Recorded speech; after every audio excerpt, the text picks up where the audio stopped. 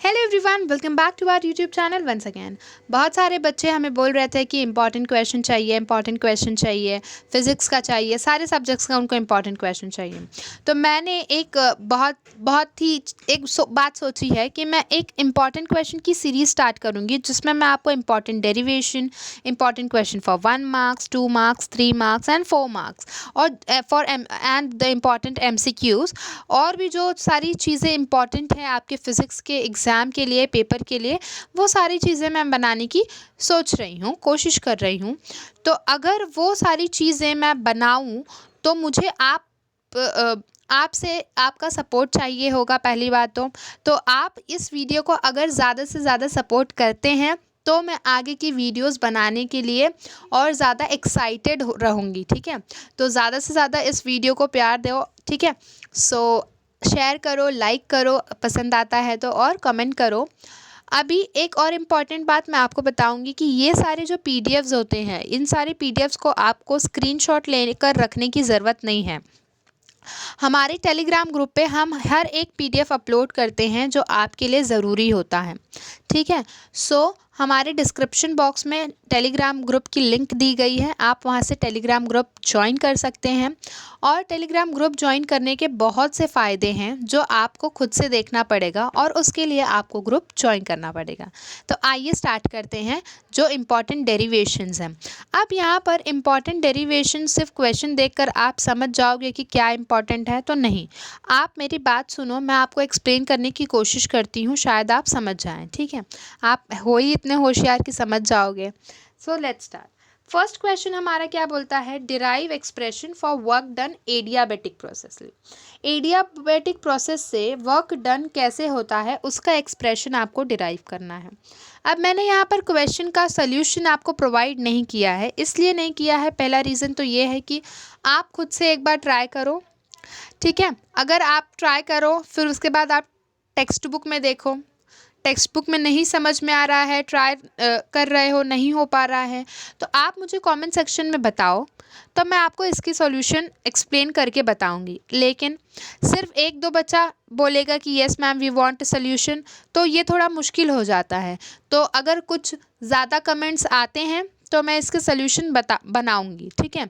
सो ज़्यादा से ज़्यादा शेयर करिए, फ्रेंड्स को भी बोलिए, नहीं समझ में आ रहा है तो कमेंट करें, ठीक है। सेकेंड वाला क्वेश्चन क्या है, ये जो 5 क्वेश्चन मैंने आपको दिया है यहाँ पर, ये जो डेरिवेशन का 5 क्वेश्चन मैंने आपको दिया है, बहुत हाई चांस है कि इन पाँचों में से एक ना एक डेरिवेशन आए ही बोर्ड एग्जाम में। मतलब मैं ऐसा कह सकती हूँ कि पाँचों में से एक क्वेश्चन तो आएगा ही आएगा, ऐसा है, ठीक है।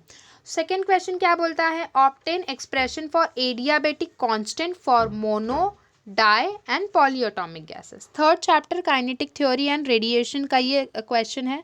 पहला वाला जो क्वेश्चन है वो थर्मोडायनेमिक्स का है, सेकेंड वाला क्वेश्चन जो है वो थर्ड चैप्टर का है, ठीक है। और ये जो सेकेंड क्वेश्चन है वो भी बहुत इंपॉर्टेंट है, थोड़ा सा लेंथी है इसका डेरिवेशन जो है, लेकिन ईजी है, ठीक है।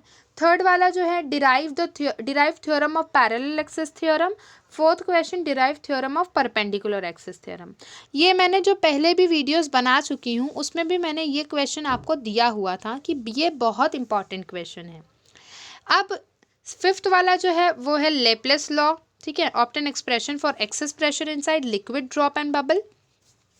तो ये जो है पांचों के पांचों डेरिवेशंस में से एक डेरिवेशन पक्का आएगा ही आएगा आपके बोर्ड एग्जाम में, ठीक है। ऐसा नहीं है कि और भी जो डेरिवेशन है उसमें से नहीं आ सकता है, लेकिन ये मेरे हिसाब से बहुत बहुत इम्पॉर्टेंट है, ठीक है। इनमें से एक ना एक क्वेश्चन तो आएगा ही आएगा। अब यहाँ पर एक और बात समझने की कोशिश करो आप कि अगर मैंने ये पाँचों के पाँचों डेरिवेशन आपको दिए हैं तो डेरिवेशन में हम क्या डिराइव करते हैं, उसका फॉर्मूला डिराइव करते हैं। तो अगर समझो इसका डेरिवेशन नहीं आया तो हो सकता है इसके बेसिस पे न्यूमेरिकल आ जाए, या हो सकता है इसको एक्सप्लेन करने के लिए बोल दिया जाए।